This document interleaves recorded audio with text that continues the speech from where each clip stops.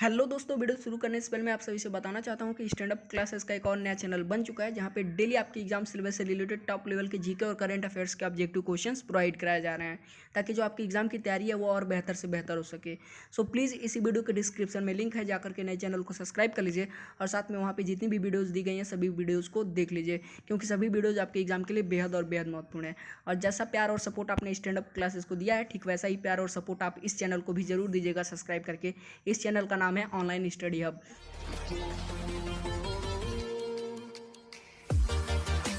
Hello दोस्तों, जय हिंद and welcome back to Stand Up Classes. So कैसे हैं आप सब? उम्मीद करता हूँ अच्छे होंगे। तो दोस्तों आज एक बार फिर से कुछ थ्रिलिंग जीके क्वेश्चंस लेकर के आया हूँ आपके साथ में, और यहाँ पे ये सारे क्वेश्चंस आपके स्किल टेस्ट करेंगे। तो ध्यान दीजिएगा, यदि इतने आसान क्वेश्चंस के आंसर आपको नहीं पता होते हैं तो आप जो है नेवी की वर्दी भूल जाइए अपने कंधे पे देखना, ठीक है। तो चलिए जो है फटाफट इन क्वेश्चंस को देखना शुरू करते हैं। चैनल पर नए हैं तो चैनल को सब्सक्राइब करके नोटिफिकेशन बेल ऑन कर दीजिए, और वीडियो पसंद आता है, वीडियो के क्वेश्चंस पसंद आते हैं तो वीडियो को लाइक करके जरूर जाएगा। सो चलिए फटाफट क्वेश्चंस देखना शुरू करते हैं। तो यहाँ पे हमारे क्लास का सबसे पहला प्रश्न है दोस्तों, बिंदुसार का उत्तराधिकारी कौन था? तो बिंदुसार का उत्तराधिकारी कौन था हमारे लिए बेहद महत्वपूर्ण प्रश्न है। मैं आपको बता देता हूँ कि बिंदुसार का जो उत्तराधिकारी था वो थे आपके सम्राट अशोक, ठीक है। क्योंकि जो सम्राट अशोक थे वो बिंदुसार के पुत्र थे, तो उस हिसाब से उत्तराधिकारी हुए, और साथ में चंद्रगुप्त मौर्य के पोते भी थे, ठीक है, याद कर लीजिएगा। चलिए अगला प्रश्न देख लीजिए। अगला प्रश्न आपका, भारतीय संविधान को पहली बार कब संशोधित किया गया? बेहद महत्वपूर्ण प्रश्न है आपके लिए, इसे मैं आपको डिटेल में बताऊंगा, लेकिन उससे पहले एक छोटा सा रिक्वेस्ट है कि बैकग्राउंड में थोड़ी सी नॉइज़ हो सकती है, क्योंकि आपको भी पता है कि इस समय हर जगह पे मौसम ख़राब चल रहा है, हर जगह पे बरसात हो रही है, ठीक है। तो थोड़ा सा जो है साउंड बैकग्राउंड में ख़राब आ सकता है। तो क्वेश्चन है, भारतीय संविधान को पहली बार कब संशोधित किया गया? तो सबसे पहले ये जान लीजिए कि जो भारतीय आपका संविधान है, भारतीय संविधान, उसे लागू कब किया गया था? पूर्ण रूप से 26 जनवरी 1950 में। और इसमें जो सबसे पहला संशोधन किया गया वो किया गया था 1951 में। तो हमारा ऑप्शन नंबर बी जो है बिल्कुल करेक्ट है। और किस तरह का संशोधन था ये भी जान लीजिए। तो इसमें जो है जो 1951 में संशोधन किया गया, इसमें समानता, संपत्ति और स्वतंत्रता के नियमों को लेकर के बदलाव किया गया, ठीक है, याद कर लीजिएगा। किस किस में? समानता, संपत्ति और स्वतंत्रता के नियमों को लेकर के बदलाव किया गया। और इसी सन में जो है 1951 में ही जो है संविधान में 9वीं सूची भी जोड़ी गई, ठीक है, याद कर लीजिएगा। तो हमारा ऑप्शन नंबर बी जो है बिल्कुल करेक्ट है। चलिए अगला प्रश्न देख लीजिए।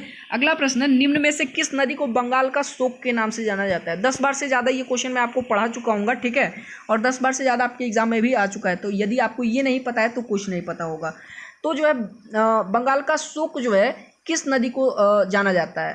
तो किस नदी को जो है बंगाल के शोक के नाम से जाना जाता है? Option number A Hooghly, option number B Bhagirathi, option number C Damodar, और ऑप्शन नंबर डी गंगा। चलिए मैं आपको बता देता हूं कि इसमें से जो आपका ऑप्शन नंबर सी है दामोदर बिल्कुल करेक्ट है। जो दामोदर नदी है इसे बंगाल का शोक के नाम से जाना जाता है। यहाँ पे देख लीजिए थोड़ी सी गलती हो गई, ऑप्शन नंबर डी की जगह ए लिख दिया गया है, ठीक है। चलिए अगला देख लीजिए। अगला क्वेश्चन है, रोल एक्ट को किस वर्ष लागू किया गया था? ये क्वेश्चन भी मैं आपको जो है 10 बार से कम नहीं पढ़ाया हूँगा, ठीक है, और आपके एग्जाम में भी कई बार पूछा जा चुका है। तो जो रोल एक्ट था उसे किस वर्ष लागू किया गया था? तो ये किया गया था 1919 में, ठीक है। ऑप्शन नंबर ए जो है बिल्कुल करेक्ट है। रोल एक्ट जो है कब लागू किया गया था? 1919 में। चलिए अगला प्रश्न देख लीजिए। अगला प्रश्न है, कर्णम मल्लेश्वरी। तो कर्णम मल्लेश्वरी जो है, ठीक है, वो निम्न में से किस खेल से संबंधित है? बेहद महत्वपूर्ण प्रश्न है आप सभी के लिए। तो कर्णम मल्लेश्वरी किस खेल से संबंधित है? सॉरी थी। Option number A tennis, option number B तैराकी, ऑप्शन नंबर सी व्यायाम, और ऑप्शन नंबर डी भार उठाना, यानी टेनिस, स्विमिंग, एथलेटिक्स और वेट लिफ्टिंग। तो इसमें से जो कर्णम मल्लेश्वरी थी वो वेट लिफ्टिंग से संबंधित थी, ठीक है, याद कर लीजिएगा। ऑप्शन नंबर डी जो है बिल्कुल करेक्ट है। अगला प्रश्न देख लीजिए। अगला प्रश्न है, निम्न में से किस उपग्रह ने चंद्रमा का सबसे पहले चक्कर लगाया था? तो इनमें से पूछ रहा है कि इनमें से जो है निम्न में से कौन सा उपग्रह चंद्रमा का सबसे पहले जो है चक्कर लगाया था? तो कौन सा था? Apollo 11, option number B Apollo 10, option number C Luna 2, और ऑप्शन नंबर डी लूना 10। तो चलिए मैं आपको बता देता हूं कि इसमें से जो लूना 10 है, ठीक है, इसी जो है उपग्रह ने चंद्रमा का सबसे पहले चक्कर लगाया था, याद कर लीजिएगा। तो लूना 10 उपग्रह ने चंद्रमा का सबसे पहले चक्कर लगाया था। ऑप्शन नंबर डी जो है हमारा बिल्कुल करेक्ट है, याद कर लीजिएगा, एग्जाम में भी कई बार पूछा जा चुका है। अगला प्रश्न देख लेने से पहले मैं आपको एक चीज़ बता दूं कि अभी तक आप मुझे इंस्टाग्राम पे फॉलो नहीं किए हैं तो अभी इंस्टाग्राम पे जाइए और वहाँ पे स्टैंड अप क्लासेस जो है सर्च कीजिए, और वहाँ पे हमारी आईडी आ जाएगी, इंस्टाग्राम पे फॉलो कर लीजिए। और आपको वैकेंसी से रिलेटेड या फिर एग्जाम प्रिपरेशन से रिलेटेड कोई भी दिक्कत होती है मुझे पर्सनल मैसेज कीजिए, मैं आपके मैसेज का रिप्लाई जरूर करूँगा। सो प्लीज़ जाइए हमें इंस्टाग्राम पर फॉलो जरूर कर लीजिए। उसके बाद अगला क्वेश्चन है, निम्न में से किस बॉक्सर को द रियल डील के नाम से जाना जाता है? बेहद महत्वपूर्ण प्रश्न है आप सभी के लिए। तो निम्न में से किस बॉक्सर को द रियल डील के नाम से जाना जाता है? तो वो है आपके, कौन है? Evander Holyfield. क्या नाम है? Evander Holyfield. ठीक है, याद कर लीजिएगा, Evander Holyfield. Option number B जो है बिल्कुल करेक्ट है।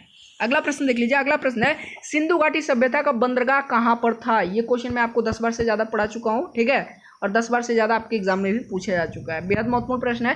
तो सिंधु घाटी सभ्यता का बंदरगाह कहाँ पर था? तो वो था आपका लोथल में। ऑप्शन नंबर ए। इसके लिए तो जो है सोचने की जरूरत ही नहीं है, फटाक से ट्रिक मारिए लोथल पे। ठीक है, चलिए अगला प्रश्न देख लीजिए। अगला प्रश्न है आपका सिंधु घाटी सभ्यता किस लिपि में लिखी गई है? ये भी मैं आपको कई बार ये क्वेश्चन पढ़ा चुका हूँ, ठीक है। तो सिंधु घाटी सभ्यता की लिपि क्या है?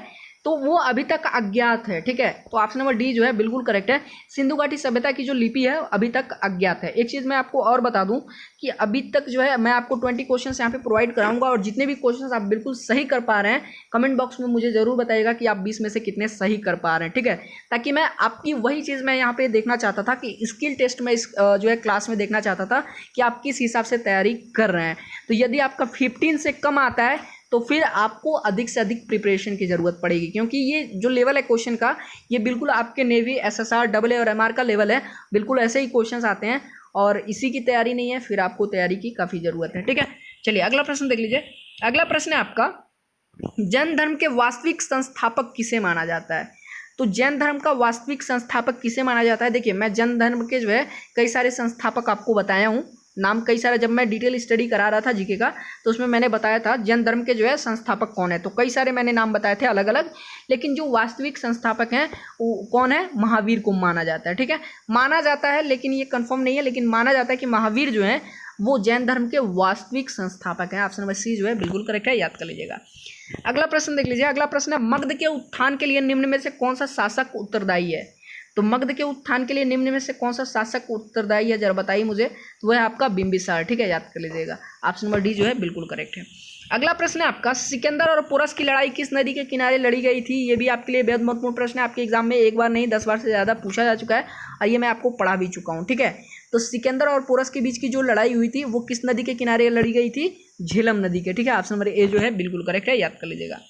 अगला प्रश्न देख लीजिए। अगला प्रश्न है किस मौर्य शासक ने यूनानियों को भारत से बाहर निकाला था? ये भी आपके लिए बेहद महत्वपूर्ण प्रश्न है।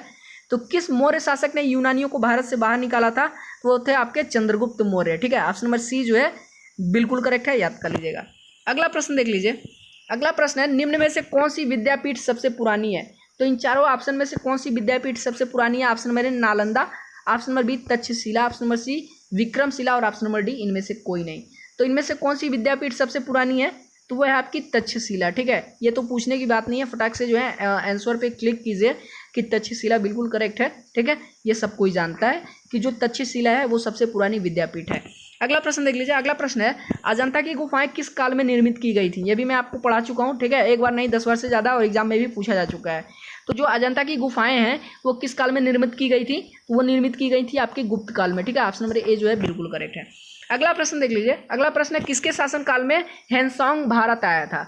तो किसके शासनकाल में हैंसोंग भारत आया था, जरा बताइए मुझे। चलिए मैं आपको बता देता हूँ कि हर्षवर्धन के शासनकाल में हैंसोंग भारत आया था, ठीक है, हमेशा पूछा जाता है, तो याद कर लीजिएगा। हैंसोंग जो है हर्षवर्धन के काल में भारत आया था, शासनकाल में।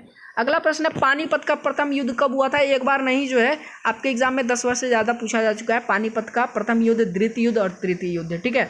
उम्मीद करता हूँ कि तीनों युद्धों की जो है आपको डेट जरूर याद होंगे। तो पानीपत का प्रथम युद्ध कब हुआ था? तो जो पानीपत का प्रथम युद्ध था वो 15 अप्रैल 1926 में जो है लड़ा गया था, ठीक है, याद कर लीजिएगा। कब? 15 अप्रैल 1926। ऑप्शन नंबर सी जो है बिल्कुल करेक्ट है।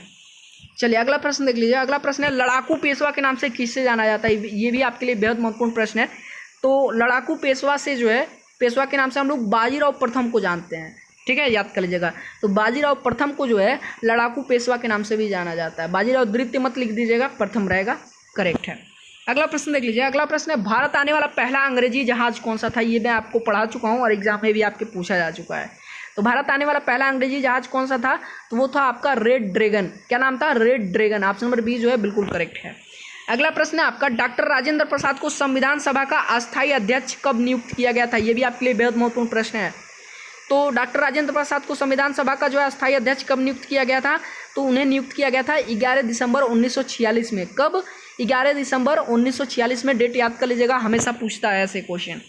अगला जो प्रश्न है ये लास्ट क्वेश्चन है इस क्लास का, और ये प्रश्न आप ही सभी लोगों के लिए, ठीक है।